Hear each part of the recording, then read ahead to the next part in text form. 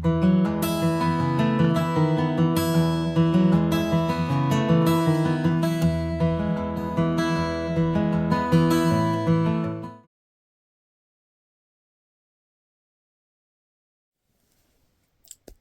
dragonflies, how are you doing? We are face to face this evening, and we are coming from Dilly's boudoir, or the land of all the cushions, because who doesn't love a cushion? And my husband doesn't love a cushion. Anyway, I digress as per usual.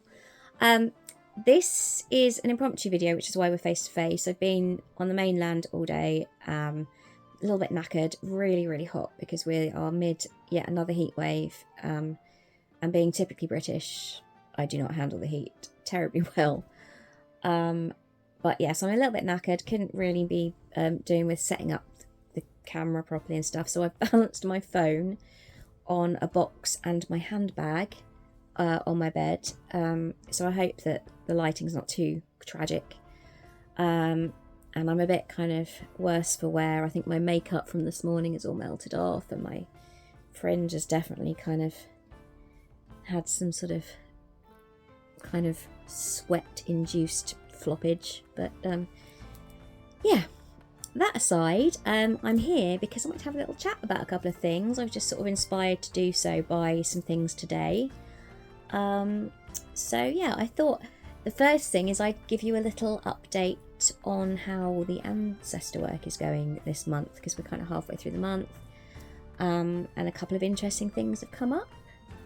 I have been working daily with the Relative Tarot and the Vintage Wisdom Oracle as a pairing, and I've been doing like a spirit guide spread. I consider that one of my late grandmothers, who I didn't know, is one of my spirit guides, and I feel quite connected to her. And I have been doing these spreads with those two decks, and they've been phenomenal, actually. Really good, mostly very clear. I have been stalked this week by the magician, sort of in exactly the same position 3 days in a row, so I had to have a little think about what that might mean, and I asked my Instagram followers, and they were amazing with helping out on that one. But yeah, one of the really interesting things that I got from that was to follow my maternal line. I've been really following my dad's line because that's where my strong Scottish and Celtic connection mostly comes from. And yeah, I've been very much told not to by one of my spreads, which is really interesting. But then the most interesting thing, dragonflies, is that the ancestor workbook that I've been working with, which off the top of my head, because I'm tired and hot and just possibly a little dehydrated, I cannot remember the title and author of, and I'm really sorry, but it's in one of my previous videos. With that, you have to choose a deck to work with, and the author says that it's very likely that your ancestors will tell you if they're not very happy with the deck that you have chosen. They'll find a way of letting you know. So I'd chosen the Celtic Tarot because of that strong Celtic connection that I felt. But as soon as I got the maternal line kind of direction, I thought, okay, if they are very good at showing me what decks they don't want, perhaps they'll be good at showing me which deck they do want. So I browsed my shelves, and would you believe the deck that metaphorically jumped out at me, or sort of didn't physically jump out at me, I mean, you know, it's the one I was most drawn to, there we go, was the Pagan Otherworlds. And if you've watched my videos before, you will know that I adore that deck, but I can't work with it. I've never had a good reading from it, a good clear reading from it, and it's been so frustrating. So when I was drawn to that deck, I thought, oh, it's not going to be this one, but we'll try. No. Ancestors, loving that deck. Really, really good. The connections I've made with the instructors in the book and the Pagan Otherworlds Tarot have been really good. It's early days, I have to say, because I haven't kind of gone that far into the book as yet. But yeah, that's a revelation, and I'm so pleased because I love that deck so much, and I've so wanted it to work, and I've so wanted to use it. I'm over the moon that maybe whichever ancestor chose it, or ancestors, they knew how much I love the deck and that I wanted it to work, and so that's why they've helped me out. Who knows? Who are we to say? But yeah, that's quite exciting. And so I've also been doing, as you know, some family history research. My sister, quite a few years ago, got back to sort of the Victorian era. And I've managed to go a little bit further back now. I think there's probably more documents available now. Again, I think I've mentioned before, the Scottish line's gone a little bit cold at the moment. And I certainly haven't found any connection to the burning times, which is not what I wanted to find, but it's what I kind of felt I might find.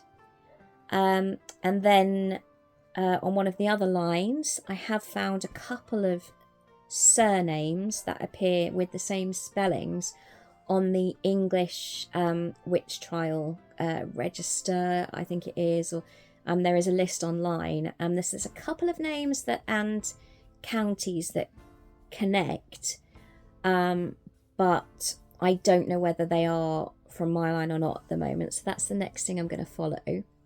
However, I do now know, well, I kind of knew this anyway, but I've confirmed now that I've a long line of ancestors that were resident in Cerne Abbas, and they were sort of working in agriculture, I think. So that's kind of a cool sort of that gives me pagan-y vibes, I think. They would have been working with the seasons, and Cerne Abbas is an ancient historical place, so I was quite pleased to find that. I would like to dig into that a little bit more, maybe visit Cerne Abbas over the summer. And also a possible link, would you believe, to the Toll Puddle Martyrs. Again, I think that's on my dad's side, actually, funnily enough. But again, I haven't confirmed that yet. It's just a possibility that I need to dig into further. But it's been exciting. I'm yet to find any sort of connection with the witch trials, and actually maybe that's a really good thing. But I don't know, I just feel something, but I could be wrong. It may just be a flight of dilly fancy, who knows. But anyway, I shall keep you posted on what I find there. And then today we have been in the New Forest. We hopped on a ferry this morning, and we have met with extended family, a large group of extended family, and had afternoon tea in the New Forest, and it was so lovely. And actually, funnily enough, on my mum's side, on the maternal side, and it was lovely to connect. Some of them I haven't seen for such a long time, like crazy long time, and we did have a few little chats about family stories and stuff that I found out, them telling me things that I didn't know. So that in itself felt very much like ancestor work, felt very much like honouring past family, because we certainly talked about them, even though they weren't there with us in body. So that was really lovely, but we decided to go over a little bit earlier to visit Burley. Now, if you don't know Burley, Burley is a little village in the New Forest, which has a really deep connection with witchcraft, Wicca in particular.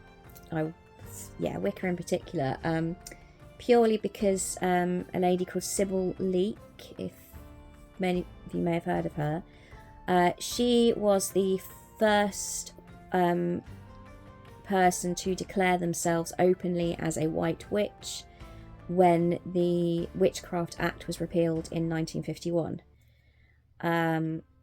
She ended up sort of being a little bit of a spokesperson, sort of news and newspapers and things, but she was kind of hounded, I think, from what I remember, and eventually ended up moving to America and staying there.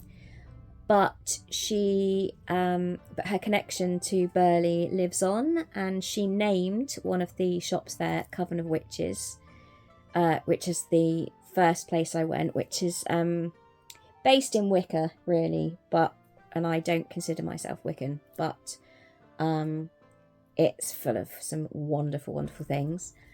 And there are a couple of other witchcrafty shops there as well, which I went in, and I had a lovely time, dragonflies. And so I'll quickly, very, very quickly show you a bit of a haul, and bear with me a second. Okay, sorry about that. A little interlude to a chat with my daughter, who just happens to have appeared next to me. So what was I saying? Yeah, so Burley, it's got lots of lovely little witchy shops. So I'm going to show you a really quick glimpse of the bits and bobs that I bought, because obviously I had to buy things from the witchy shops. And I started in Coven of Witches, which is so lovely. It's run by such lovely people. It's a really cool shop. And I'm really excited because I got decks in there. And funnily enough, yesterday I was watching a video, and I cannot remember again. I'm sorry, my brain today is just melted in the heat. Yes, thank you. It's melted in the heat. But I was watching a video yesterday of underrated decks, and this particular deck was in the video, and it's one I'd never seen before, and I thought, oh, that's quite funky. I quite like that. It's a bit different from the dog now as well. Honestly, she's been barking all day, hasn't she? Yeah, it just hasn't stopped. She's, the joys of a dachshund. Yeah, so this deck I'd never seen before, and I saw it in a video yesterday, and they had it in the shop, and that to me was a sign. And that is this one, which is backwards because of how I'm filming. But this is the Mystical Medleys, a vintage tarot by Gary Hall, and it's just really cool. I love vintage, as you know. Anything vintage. Please excuse the dog. My daughter doing slime ASMR next to me.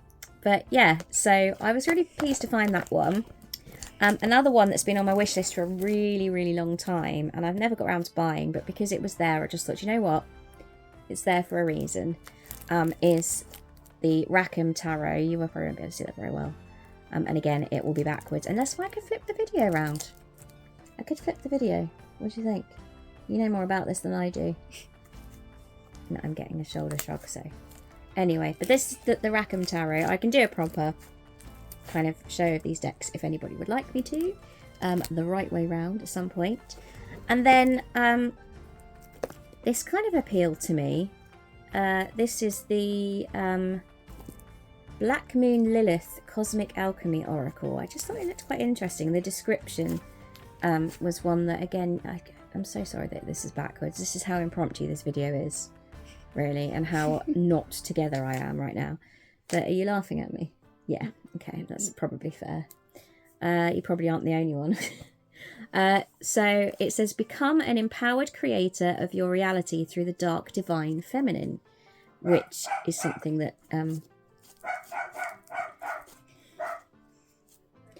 do you know what's do you know what's happening? Is that my husband is putting a fan in our lounge, and our dog hates it when you move anything like furniture, boxes. She barks at everything. So that's fun. Yeah, anyway, so those are the decks I got, which I'm quite excited about. And I also got in there this book, which looked really interesting, which is called, as it's backwards, I will tell you what it's called. This is Witch, Unleashed, Untamed, Unapologetic. She's this side now. Not the witch, my daughter. And it says, a witch is a woman in her power. She's wise, a healer, someone who is aligned with the cycles of Mother Nature and the phases of the moon. Yet for so long, the word witch has had negative connotations, being used as an insult, a slur, and to perpetuate fear. In this book, third-generation hereditary witch Lisa Lister explains the story... I'm going to put this on YouTube. Explains the history behind witchcraft, why in past centuries the word witch has led women to be tortured, drowned, and burned at the stake, and why the witch is now waking once again in women across the world today. I thought that seemed super interesting, so I will let you know what that one's like. I also picked up some green spell candles because I've run out. And then we went into a little shop called Cobwebs and Crystals. Is that right? Which my daughter was delighted about because she's actually playing Cobweb in A Midsummer Night's Dream in her end of primary school play this in a couple of weeks, which is good. And in that particular shop, I also picked up this gorgeous Green Man soap, which smells amazing, from Coven of Witches. And then what did I get in that? I got, speaking of soaps, I've wanted a really, really lovely soap to wash my hands with before doing tarot readings or rituals, that kind of thing, instead of just using my Cetaphil hand wash stuff. Oh, bye! She's off. And so that's why I bought the Green Man soap, but also in Cobwebs and Crystals, I got this, which is Bliss Botanicals handcrafted soap, Moon Magic. Orange, geranium and ylang ylang. It's vegan and it's just heavenly. And that's a really lovely special soap, which is I'm going to use for that purpose, aforementioned. And then, it's over here. It's the same colour as my bedding. So, and then I also got, because this was just adorable, and I love a hair. And this is a little agate hair, and I thought he was just beautiful. So I brought him home. And then there was one last shop that we went in, which was, I think it was just called Witchcraft. And I bought this little lady who is just brilliant. I thought she was just so cute. So she had to come home with me. And then I bought another book, which again will be back to front, but it is called Witchcraft, Theory and Practice, and Ritual, Spellcasting and Sorcery. And I kind of thought, well, do I need another book that's got kind of spell suggestions and ritual suggestions in it? But this one's interesting, because this one has things in it like describes unique practices such as fifth faithing. I don't know if I'm saying that correctly because I don't actually know what that is. That's the baby witch talking there. Fetching, shape-shifting and glamouring. Tells how to identify and interpret omens and portents. The daughter is back. Includes instructions on astral travel, cleansings, banishings, and how to make something invisible. And offers a guided ritual for self-initiation. So it just seemed like it might offer something a little bit different. So I'll let you know. I will give that one a good read. Whether it's something I will delve into or not, I don't know. But I thought it was interesting enough to give proper attention to. And then that's the last of the witchcraft haul. Sorry, the witchy haul from the shops. I've done her. Yeah, I've done her. But she might sit with Mike, with Mike the Owl in my other videos. Yes, this is the creator of Mike the Owl here. But I mentioned before that my mum had been making me some tarot wraps. And she'd done it out of sort of scrap bits and pieces that she found in her sort of needlework stash. And she brought them to the family gathering today. And oh, they're so adorable. So this one's kind of, I don't know if you can see, little silver stars. And the ribbon to tie it, it's got love, little hearts. And it's sort of sparkly silver and white little tarot wrap, which I cannot wait to use these. This one is just too cute. So she's done this lovely spotty fabric. And look at that. If you grew up in the 80s, how many of you had those in your hair? And this little purple ribbon. So there's that one, which I think is absolutely adorable. Which I'm clearly going to be using like now. And then this little floral number, which is very me. And yeah, so she's made these, and she did this from just a wrap that I gave her. She took the pattern from it, and she's knocked those up for me. So I think they're so cute, and they're so special because my mum made them. I should treasure those and put my most special decks in there. So yeah, there we are. So that's all I wanted to pop on for, really, was just to kind of chat, catch up. And I didn't expect to have a co-presenter, but or a co-presenter's hand, but